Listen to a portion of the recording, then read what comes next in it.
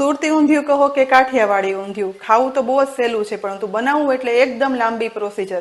વળી મસાલો પરફેક્ટ ના બને ને તો સમારી અને શાકભાજી રાખેલા હોય ને તો પણ સ્વાદની કોઈ ગેરંટી નથી હોતી. માર્કેટમાં અનેક મસાલા છે, રેડીમેડ ઊંધિયાના મસાલા મળે જ છે, પરંતુ સ્વાદની એમાં ક્યાંય ખ્યાલ નથી આવતો કે બરાબર બનશે કે નહીં. મેં આ વખતે મકર સંક્રાંત માટે ઊંધિયાના મસાલા બનાવ્યા, જેમાં સુરતી ઊંધિયું અને કાઠિયાવાડી ઊંધિયાનો મસાલો અલગ અલગ બનાવ્યો. આ મસાલાની ખાસિયત હું તમને કહું ને કે આ મસાલા છે ને એ કિચનમાં રહેલી જ રેગ્યુલર સામગ્રીમાંથી બની જાય છે, અને જ્યારે તમારે ઊંધિયું બનાવવું હોય ને ત્યારે તેલના વઘારમાં ફક્ત આ મસાલો ઉમેરી દો અને સમારેલા શાકભાજી ઉમેરી અને ચડવા દો. મીઠું પણ ઉમેરવાની જરૂર નથી. એ બધા મસાલા સાથે બનતું ફટાફટ ઇન્સ્ટન્ટ ઊંધિયું બની જાય છે, એટલે કે રેડી ટુ કુક આ મસાલો છે. અને બીજું કહું કે આ મસાલા છે ને તે નોર્મલ રૂમ ટેમ્પરેચર પર 1 મહિનો સુધી અને 4 મહિના સુધી ફ્રીઝમાં સારા રહે છે. એટલે દુનિયાના કોઈ પણ ખૂણે તમે રહેતા હો ને તો ઇઝીલી આ મસાલા ઘરે બનાવી અને ઊંધિયાનો સ્વાદ મેળવી શકો છો. સાથે જ જૈન હોય ને તે પણ આ ઊંધિયાનો મસાલો છે ને ઉપયોગમાં લઈ શકે છે, કારણ કે આની અંદર લસણનો ઉપયોગ નથી થયો. તો આજે જ આ મસાલાની રેસીપી જોઈ અને તમે બનાવી અને રાખી દો, અને પછી મકર સંક્રાંતિના દિવસે ઇન્સ્ટન્ટ ઊંધિયું બનાવી અને ઊંધિયાની પણ મોજ માણો અને સાથે પતંગની પણ. ફક્ત શાકભાજી ઉમેરી ઇન્સ્ટન્ટ કાઠિયાવાડી કે સુરતી ઊંધિયાનો રેડી ટુ કુક બંને મસાલા બનાવવા માટે દરેક સામગ્રીનું માપ 4 વ્યક્તિને માટે ઊંધિયું બની શકે ને તેટલું લીધું છે. પહેલા કાઠિયાવાડી ઊંધિયાનો રેડી ટુ કુક મસાલો બનાવવા માટે અહીં ગેસની લો ફ્લેમ પર ગરમ થતી પેનમાં 2 ટેબલ સ્પૂન સફેદ તલ ઉમેરી દઈશ અને ફ્લેમને લો જ રાખતા શેકવાના છે. અહીં સૂકા મસાલામાં તલ અલગ જ શેકવાનું કારણ છે, જે આગળ બતાવીશ. તો લગભગ અડધી મિનિટમાં તલ શેકાઈ જશે ને એટલે ગેસ પરથી ઉતારી એક ડીશમાં ઠંડા થવા માટે રાખી દઈશું. એ દરમિયાન ફરીથી એ જ પેનને ગેસની લો ફ્લેમ પર રાખી તેમાં 15 થી 20 નંગ જેટલા 2 ટેબલ સ્પૂન શિંગદાણા શેકવા માટે ઉમેરવાના.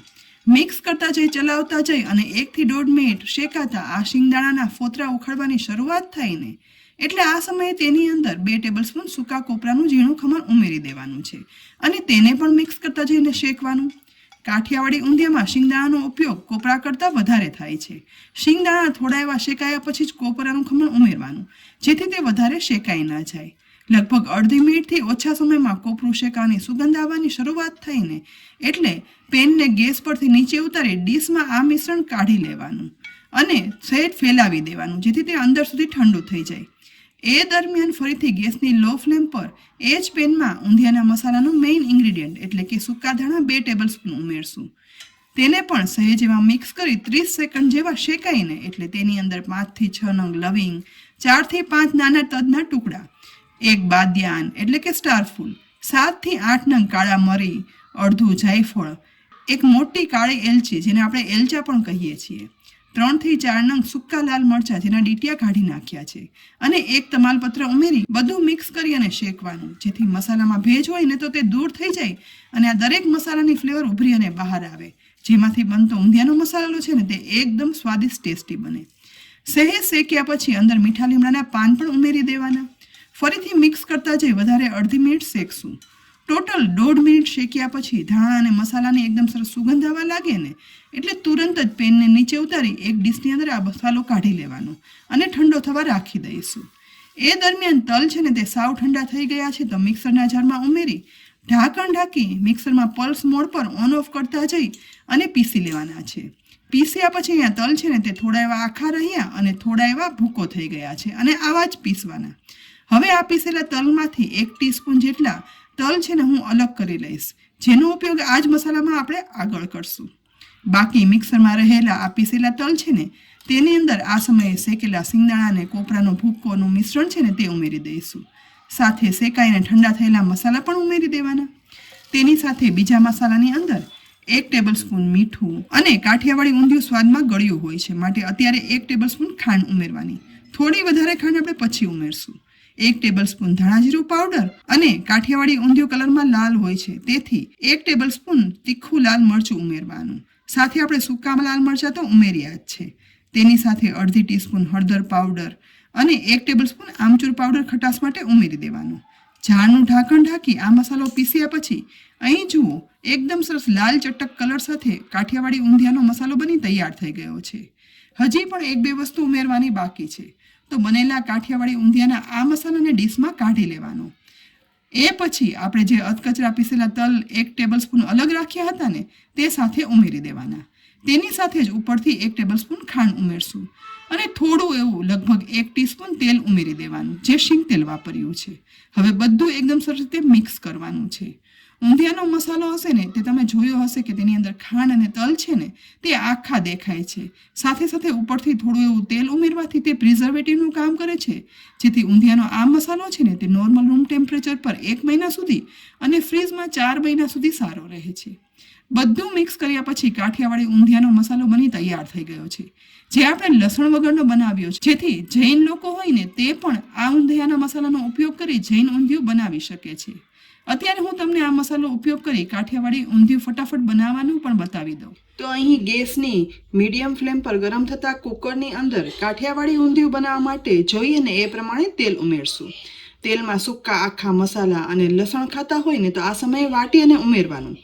લસણ સતરાય ને એટલે સાથે સમારેલા શાકભાજી ઉમેરવાના અને એ પછી બનાવેલો કાઠિયાવાડી ઊંધિયાનો મસાલો છે ને તે 4 ટેબલસ્પૂન ઉમેરી દઈશ. જે 2 વ્યક્તિ માટે ઊંધિયું બનાવવું હોય ને તો તેનું પરફેક્ટ માપ છે. બસ હવે બીજું કંઈ જ ઉમેરવાની જરૂર નથી. ફક્ત શાકભાજીમાં વઘાર સાથે મસાલો સતરાય અને લાલ ચટક કલર આવી જાય ને એટલે જોઈએ ને એટલું પાણી ઉમેરી કુકરનું ઢાંકણ ઢાંકી સીટી કરી લો ને એ પછી ગરમા ગરમ લાલ ચટક કલર સાથે કાઠિયાવાડી ઊંધિયું બની અને તૈયાર છે.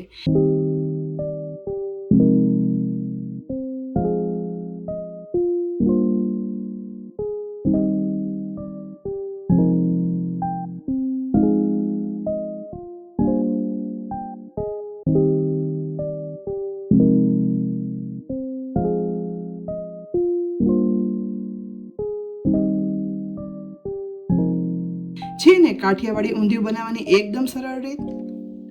પણ આપણને બધાને ખ્યાલ છે કે સુરતી ઊંધિયું છે ને તે તીખું અને કલરમાં લીલું હોય છે. તો ઇન્સ્ટન્ટ સુરતી ઊંધિયાનો મસાલો બનાવવા માટે અહીં ગેસની મીડિયમ ફ્લેમ પર ગરમ થતી પેનમાં 1 ટેબલસ્પૂન સિંગદાણા ઉમેરી દઈશ. સુરતી ઊંધિયાની ગ્રેવી માત્ર ઘાટી થાય ને એટલા પૂરતા સિંગદાણા ઉમેરવાના. સાથે 2 ટેબલસ્પૂન તલ ઉમેરીશ અને બંનેને મિક્સ કરતા જ 1 થી 1.5 મિનિટ શેકતા અહીં સિંગદાણાના ફોતરા ઉખડવાની શરૂઆત થાય અને સુગંધ આવવા લાગે ને આ સમયે તેની અંદર 4 ટેબલસ્પૂન કોપરું ઉમેરશું. સુરતી ઊંધિયા અને કાઠિયાવાડી ઊંધિયામાં ફરક એ છે કે કાઠિયાવાડી ઊંધિયામાં સિંગદાણાનો વપરાશ વધારે થાય છે અને કોપરું ઓછું હોય, જ્યારે સુરતી ઊંધિયામાં મસાલામાં કોપરાનું પ્રમાણ વધારે રાખવાનું. વસ્તુનું પરફેક્ટ મેઝરમેન્ટ અને બંને મસાલા બનાવવાની રીત પણ અલગ હોવાથી બંને ઊંધિયાનો સ્વાદ અને કલર પણ ડિફરન્ટ હોય છે. વધારે ફક્ત અડધી મિનિટ શેક્યા પછી કોપરું શેકાવાની સુગંધ આવવા લાગે ને એટલે પેનને ગેસ પરથી નીચે ઉતારી લઈ આ મિશ્રણને એક ડીશમાં કાઢી ઠંડુ થવા દેવાનું.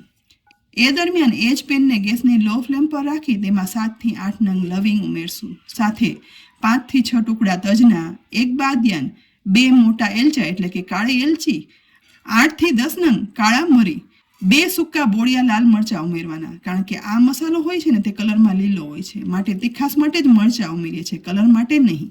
તેની સાથે 1 તમાલપત્ર અને મેઇન ઇન્ગ્રેડિયન્ટ સૂકા ધાણા જે 2 ટેબલસ્પૂન ઉમેરવાના.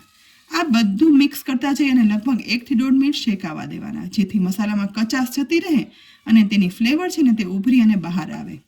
મસાલો થોડો એવો શેકાઈ જાય ને એટલે તેને ગેસ પરથી ઉતારીને એક ડીશમાં ઠંડો થવા માટે કાઢી લઈશું.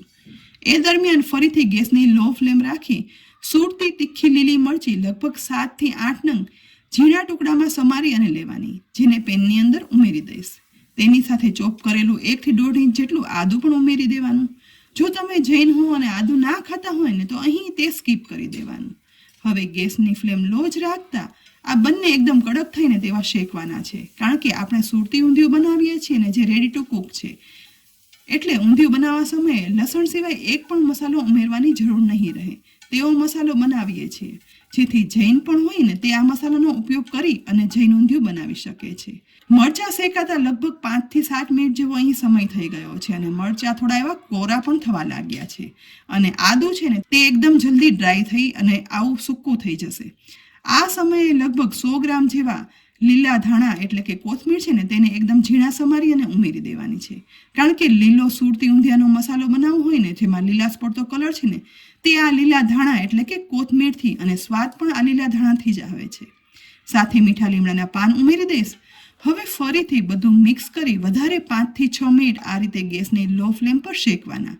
અહીં જો તમારી પાસે માઇક્રોવેવ ઓવન હોય ને તો આ દરેક વસ્તુ અલગ અલગ મરચાં અને આદુ સાથે અને કોથમીર અને લીમડો 3 મિનિટ સુધી માઇક્રોવેવમાં શેકી લો ને તો એકદમ ડ્રાય થઈ જશે અને કલર એવો સરસ ગ્રીન જળવાઈ રહેશે. પરંતુ આજે તો મેં ગેસ ઉપર શેકી અને એટલે બતાવ્યું કે જેની પાસે ઓવન ન હોય ને તે પણ આ મસાલો ઇઝીલી ઘરે બનાવી શકે.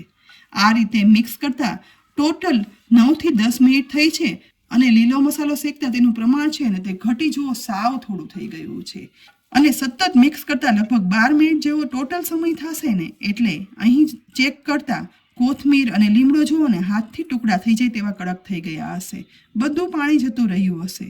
બસ આવું ડ્રાય થઈ જાય અને મરચાં પણ એકદમ ડ્રાય થઈ જાય ને એટલે આ મસાલાની પેનને ગેસ પરથી નીચે ઉતારી લેવાની અને એક ડીશમાં આ શેકેલો લીલો મસાલો છે ને તે ઉમેરી દેવાનો. થોડો એવો ફેલાવી પણ દઈશું કારણ કે આ મસાલાને એકદમ વરાળ નીકળે એવો તો ઠંડો થઈ જવા દેવો પડશે પણ અંદર સુધી સાવ ઠંડો થઈ ગયેલો હોવો જોઈએ પછી જ પીસવાનો છે. આશરે આ બધા મસાલાને 10 થી 12 મિનિટ ઠંડા થવા દયા પછી ડ્રાય મસાલો અહીં ઠંડો થઈ ગયો છે. સાથે લીલો મસાલો પણ ઠંડો થયો છે અને વરાળ નીકળી ગઈ છે. શેકેલા સિંગદાણા, કોપરો અને સફેદ તલ છે તે તો સાવ ઠંડા થઈ ગયા છે. તો મસાલો બનાવવા માટે મિક્સરના જારમાં શેકેલા સિંગદાણા, તલ અને કોપરું ઉમેરી દેવાનું. સાથે શેકેલા સૂકા આખા મસાલા ઉમેરશું અને સૌથી છેલ્લે ઉમેરશું શેકેલા કોથમીર, લીલા મરચાં અને આદુ અને મીઠો લીમડો. તેની સાથે બીજા મસાલામાં 1 ટેબલસ્પૂન મીઠું, 1 ટેબલસ્પૂન આમચૂર પાવડર, અડધી ટીસ્પૂન હળદર પાવડર, 1 ટેબલસ્પૂન ધાણાજીરું પાવડર, અડધી ટીસ્પૂન હિંગ અને 1 ટેબલસ્પૂન ખાંડ ઉમેરી ઝાડનું ઢાંકણ ઢાંકી બધું પીસી લેવાનું છે. પીસ્યા પછી અહીં જુઓ એકદમ ગ્રીન કલર સાથે ઓરિજિનલ સુરતી ઊંધિયાનો મસાલો બની તૈયાર થઈ ગયો છે. હવે ઉપરથી 1 ટીસ્પૂન જેટલું તેલ ઉમેરી ફરીથી ઝાડનું ઢાંકણ ઢાંકી સહેજ જ એવું પલ્સ મોડ પર પીસી લેવાનું. એ પછી ખોલતા અહીં ચમચી વડે ચેક કરતા ઓરિજિનલ સુરતી ઊંધિયાના મસાલાની સુગંધ ઉપરથી જ તમને ખ્યાલ આવી જશે અને કલર તો જુઓ ઓરિજિનલ ગ્રીન કેટલો સરસ આવ્યો છે. આ મસાલો તમે બનાવી અને રાખી દો ને તો તેલના લીધે મસાલો 1 મહિના સુધી રૂમ ટેમ્પરેચર પર અને ફ્રીજમાં રાખો ને તો 4 મહિના સુધી એ સ્વાદનું જળવાઈ રહે છે. પછી જ્યારે પણ આપણે સુરતી ઊંધિયું બનાવવું હોય ને ત્યારે ફક્ત આ જ મસાલો સાથે લીલું લસણ અને સમારેલા ઊંધિયાના શાકભાજી ઉમેરી ઊંધિયું બનાવો ને તો ઓછા સમયમાં ઇન્સ્ટન્ટ ગ્રીન સુરતી ઊંધિયું બની અને તૈયાર થઈ જશે.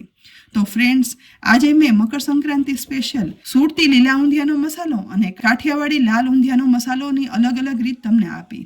અત્યારે જ આ મસાલા બનાવી અને રાખી દો ને તો મકર સંક્રાંતિના દિવસે ફક્ત શાકભાજી ઉમેરી ઓછા સમયમાં ટેસ્ટી ચટપટું મનપસંદ ઊંધિયું બનાવી શકાય છે અને પતંગની મોજ પણ માણી શકાય. તો ફ્રેન્ડ્સ, આ રેસીપી તમને કેવી લાગી ચોક્કસથી કહેજો અને બનાવી અને રાખી દેજો. રેસીપી ઉપયોગી લાગી હોય ને તો લાઇક કરી અને શેર કરજો. સાથે જ અમારી યુટ્યુબ ચેનલને સબસ્ક્રાઇબ કરી અમારા ફેસબુક પેજને લાઇક કરી અને ફોલો કરી લેજો જેથી આવનારી અનેક મકર સંક્રાંતિની રેસીપીના અપડેટ્સ તમને તુરંત જ મળે. આવતીકાલે ફરી મળશું એક નવી રેસીપી સાથે. ત્યાં સુધી આવજો.